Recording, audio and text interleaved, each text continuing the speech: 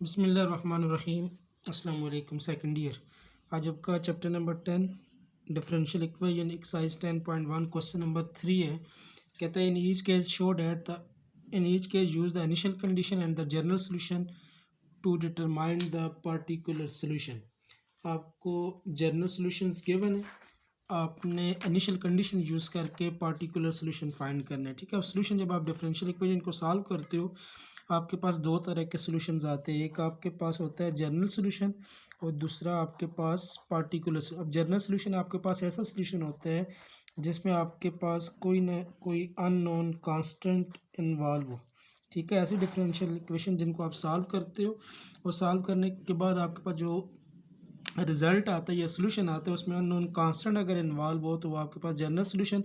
और initial condition को use करके जब आप जनरल सोल्यूशन से अननोन कांस्टेंट की वैल्यू निकाल के इसमें वैल्यू पुट करते हो अननोन कांस्टेंट की, तो जनरल सोल्यूशन आपका कन्वर्ट हो जाता है किसमें, पार्टिकुलर सोल्यूशन में।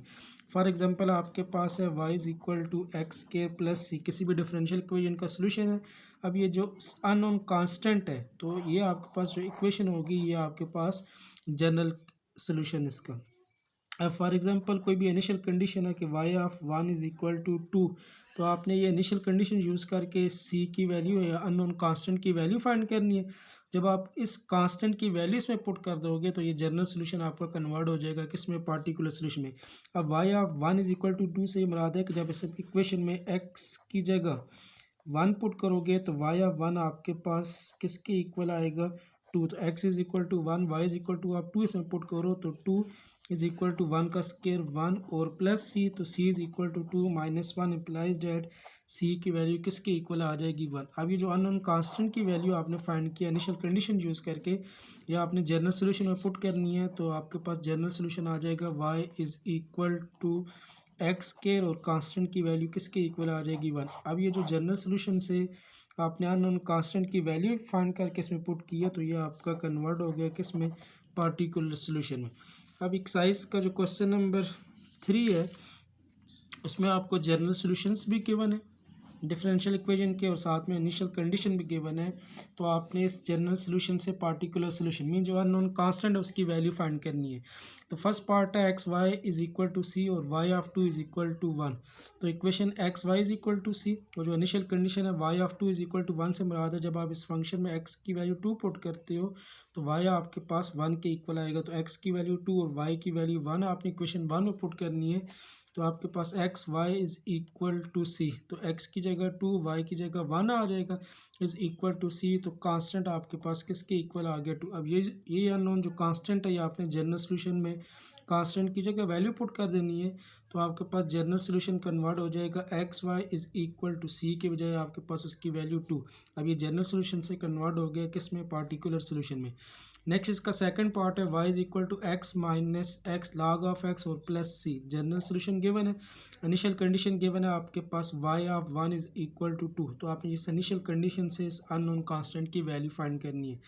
तो x की वैल्यू आपके पास सीधे से आ जाएगी 1 और y आपके पास किसके इक्वल आ जाएगा, 2। ठीक है, y of 1 is equal to 2 से मुराद है जब आप इस फंक्शन में x की जगह 1 पुट करोगे तो y ऑफ 1 आपके पास किसके इक्वल आएगा, 2 के इक्वल। तो जनरल सोल्यूशन में वैल्यू पुट कर लो तो x की y की जगह आपके पास आ जाएगा 2 इज इक्वल टू एक्स की वैल्यू 1 माइनस एक्स की वैल्यू भी आपके पास आ जाएगी 1 और log ऑफ 1 और प्लस सी। अब नेचुरल log ऑफ 1 0 के इक्वल, तो 2 इज इक्वल टू 1 माइनस 0 और प्लस सी। तो c इज इक्वल टू 1 को इस तरफ शिफ्ट करते हैं तो 2 माइनस 1, तो कांस्टेंट की वैल्यू आपके पास किसके इक्वल आ जाएगी, 1। अब यही आपने जनरल सोल्यूशन में वैल्यू पुट कर देनी है। तो y is equal to x minus x log of x plus c था और c की वैल्यू आपके पास क्या आ जाएगी, 1। तो ये जो आपका कन्वर्ट हो गया जनरल सोल्यूशन से पार्टिकुलर सोल्यूशन में। नेक्स्ट थर्ड पार्ट है sine of x y plus y is equal to सी और इनिशियल कंडीशन गिवन है Y of pi by 4 is equal to 1। तो general solution sine of x y plus y is equal to c में आपने initial condition y of pi by 4 is equal to 1 से मुराद x की वैल्यू जब आप पाई by 4 रखोगे तो वाई ऑफ पाई बाई 4, तो वाई की वैल्यू किसके इक्वल आएगी, 1 के इक्वल। तो जनरल सोल्यूशन में आपने वैल्यूज पुट कर लेनी है, साइन एक्स की जगह pi by 4 multiply by y की value 1 is plus y is equal to 1 is equal to सी। तो साइन पाई बाई 4 इंटू 1, तो sine pi by 4 plus 1 is equal to c. अब sine pi by 4 sign 45, इसकी value आपके पास होती है 0.707 और plus 1, तो सी आपके पास आ जाएगा 1 प्लस 0.707 इज इक्वल टू 1.707। तो ये आपने जनरल सोल्यूशन में वैल्यूज पुट कर देनी है। तो sine x y plus y is equal to constant की वैल्यू 1.707 के equal. Next first question number 3 का लास्ट पार्ट है। जनरल सोल्यूशन आपके पास गिवन है y square divided by x is equal to x square by 2 और plus constant, और initial condition given है Y of 1 is equal to 1। Mean जब आप एक्स की वैल्यू 1 रखोगे तो वाई भी आपके पास 1 के इक्वल ही आएगा। तो वाई स्क्वायर डिवाइडेड बाय आपके पास एक्स, तो वाई की वैल्यू 1, 1 का square by 1 is equal to x की वैल्यू 1 का स्क्वायर 1 ही आ जाएगा डिवाइडेड बाय 2 और प्लस सी। तो ये आपके पास वैल्यू आ जाएगी 1 is equal to 1 by 2 plus C. C की वैल्यू फाइंड करनी है, 1 बाई 2 को दूसरी तरफ शिफ्ट करेंगे तो 1 माइनस 1 बाई 2 हो जाएगा इज इक्वल टू सी, और 1 माइनस 1 बाई 2 आपके पास आ जाएगा प्लस 1 बाई 2। ठीक है, एलसीएम लेंगे तो आपके पास 1 माइनस 1 बाई 2 प्लस 1 बाई 2 के इक्वल। जनरल सोल्यूशन में वैल्यूज पुट कर लेंगे तो y square divided by x is equal to x square by 2 और प्लस कांस्टेंट की वैल्यू किसके इक्वल आ जाएगी 1 डिवाइडेड बाई 2 के इक्वल। नेक्स्ट इंपॉर्टेंट क्वेश्चन है जब एक्सरसाइज 10.1 का solve the following initial value problems. आपको डिफरेंशियल इक्वेशंस गिवन है, आपने उन डिफरेंशियल इक्वेशंस को सॉल्व करना है। अब डिफरेंशियल इक्वेशंस जब सिंपल अगर आपके पास इक्वेशंस गिवन हो, उससे अगर आपने डिफरेंशियल इक्वेशन फाइंड करनी हो तो उसके लिए आप उसको डिफरेंशिएट करते हो तो आपके पास डिफरेंशियल इक्वेशन।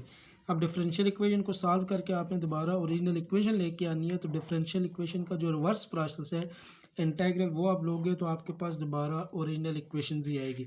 अब डिफरेंशियल इक्वेशन को सॉल्व करने का मेथड ये होगा कि जब भी आपके पास कोई भी differential, for example d y by d x is equal to x square divided by y square, इस तरह आपके पास कोई भी डिफरेंशियल इक्वेशन गिवन है।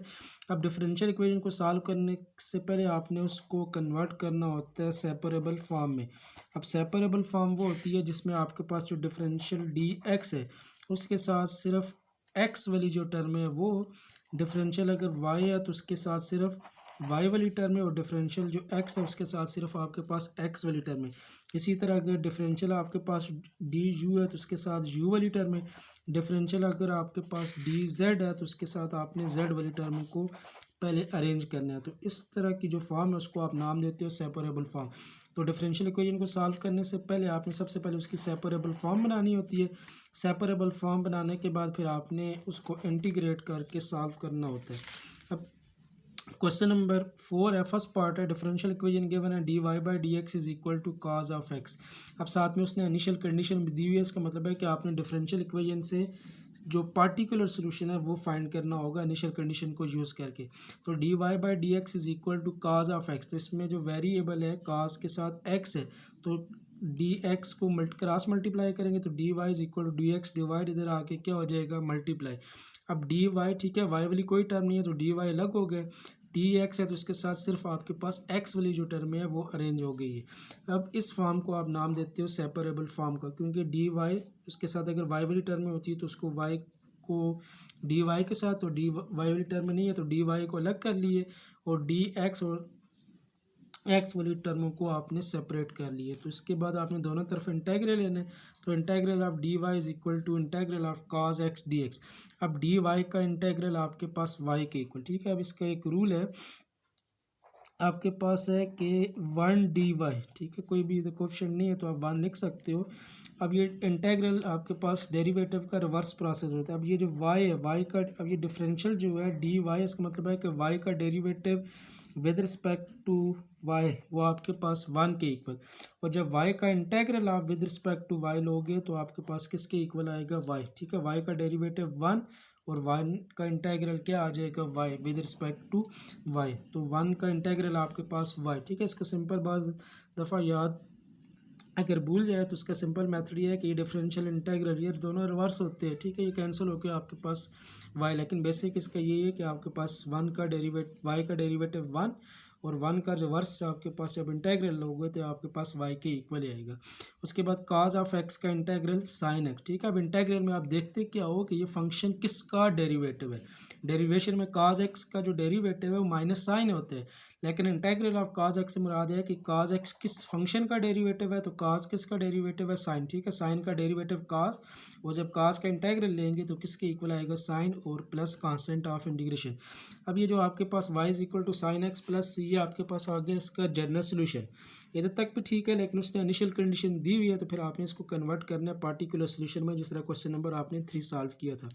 तो इनिशियल कंडीशन गिवन है y of 0 is equal to 1, mean x की वैल्यू जब आप 0 रखते हो तो y आपके पास किसके इक्वल आएगा, 1। तो ये वैल्यू आप इधर पुट करोगे तो y is equal to sine x plus c में, तो आपके पास 1, y की वैल्यू आ जाएगी 1 is equal to sine of x, तो x की वैल्यू 0, साइन 0 और प्लस क्या आ जाएगा, कांस्टेंट ऑफ इंटीग्रेशन। साइन 0 की वैल्यू आपके पास 0 के इक्वल, तो c आपके पास किसके इक्वल आ जाएगा, 1। ये वैल्यू आपने जनरल सोल्यूशन में पुट करनी है, तो y is equal to sine of x और प्लस c की वैल्यू किसके इक्वल आ जाएगी, 1।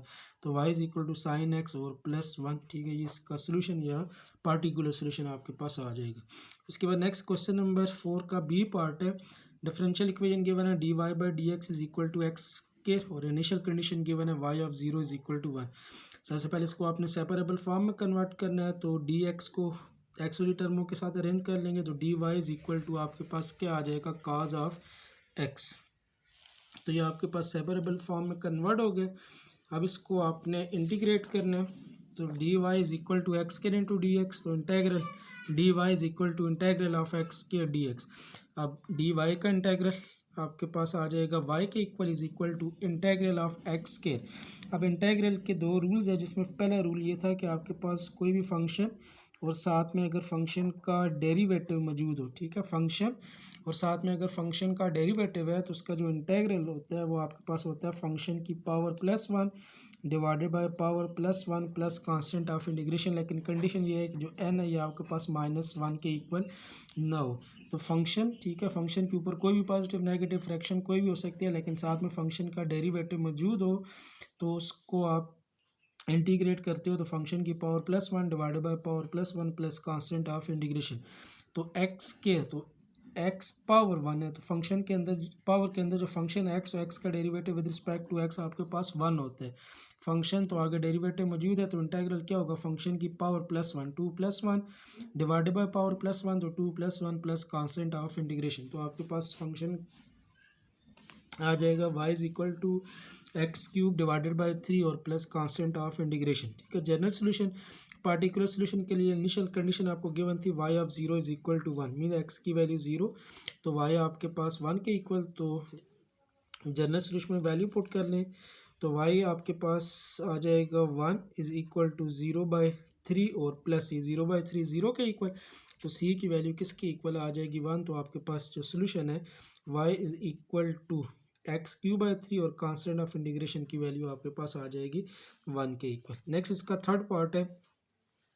डिफरेंशियल इक्वेशन गिवन है आपके पास dy by d x is equal to 1 by x के, और इनिशियल कंडीशन आपके पास है y of 2 is equal to 0।